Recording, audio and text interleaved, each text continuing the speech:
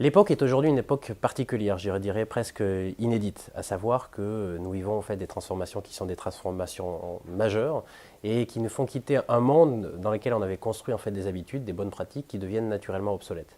Et c'est la raison pour laquelle en fait ce changement majeur nous pousse en réalité à recréer nos modèles plus qu'à les adapter. Et donc c'est véritablement une révolution intellectuelle que nous devons aborder par rapport à cela.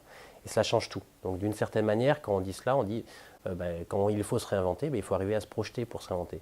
Quand on dit se réinventer, c'est pourquoi faire. Et dans la notion de projection, il faut porter une vision.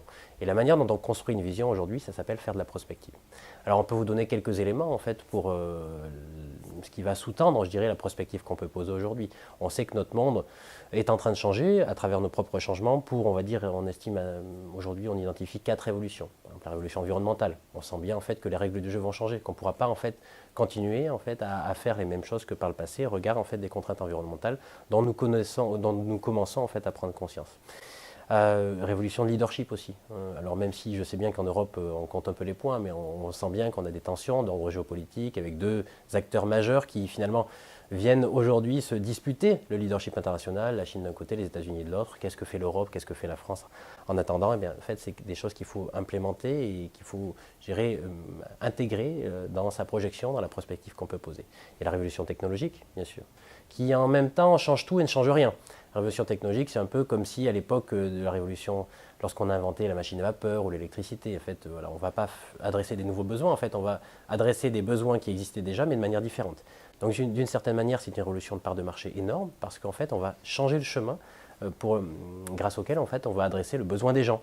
Et ces besoins aussi étant amenés à changer pour en raison, je dirais, de la dernière révolution, qui est une révolution souvent pas bien connue et qui pourtant sous-tend probablement le plus de changements dans nos sociétés et rend le plus obsolète le modèle passé, c'est la révolution démographique que nous vivons à travers notre vieillissement.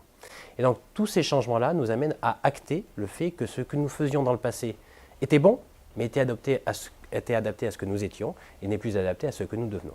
Et donc cette notion de prospective, elle est absolument cruciale elle ouvre en fait des challenges qui sont des challenges colossaux, que ce soit en termes de politique publique, il va falloir recréer des nouveaux modèles de développement, des nouvelles manières de vivre ensemble. Donc ça, bien entendu, vous le voyez bien, il y a des tensions un peu partout sur ces sujets, un peu partout dans le monde, dans les pays riches ou les pays émergents d'ailleurs, mais aussi pour les entreprises. Ça change tout aussi pour les entreprises. C'est-à-dire que la manière dont elles concevaient en fait leur expansion dans le passé, elle aussi, est obsolète. Et donc il faut la recréer. Alors, si on peut donner 2-3 éléments en termes de prospective qui l'expliquent, c'est-à-dire que nous arrivons vers des marchés qui sont plutôt des marchés à saturation, dans lesquels marchés à saturation pour des raisons d'ordre démographique, à savoir que le nombre de clients potentiels n'augmente plus. Donc il va falloir la compétition va s'exacerber pour ces nombres de clients-là. Et donc les entreprises ne vont pas avoir d'autre choix que d'asseoir leur stratégie d'expansion plutôt sur des stratégies de captation de parts de marché. Captation de parts de marché, ça veut dire connaître ses concurrents. Et c'est là où les solutions GeoTrends en fait, sont tout à fait utiles parce qu'elles permettent de mieux identifier avec précision le champ concurrentiel qui fait que les entreprises, pour asseoir leur expansion, vont devoir en fait aller piocher dans les parts de marché, aller capter des parts de marché chez leurs concurrents. Pour ça, il faut les connaître et il faut se doter des outils qui permettent de les identifier. Ça, c'est le premier point. Le deuxième point, bien sûr, c'est faire différemment. C'est se démarquer. Donc, c'est faire de l'innovation.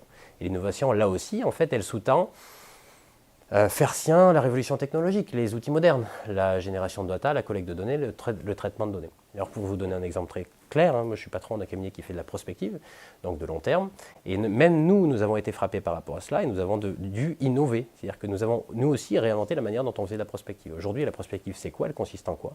Elle consiste à collecter la donnée, trouver la donnée, mais surtout en fait filtrer la donnée de manière intelligente.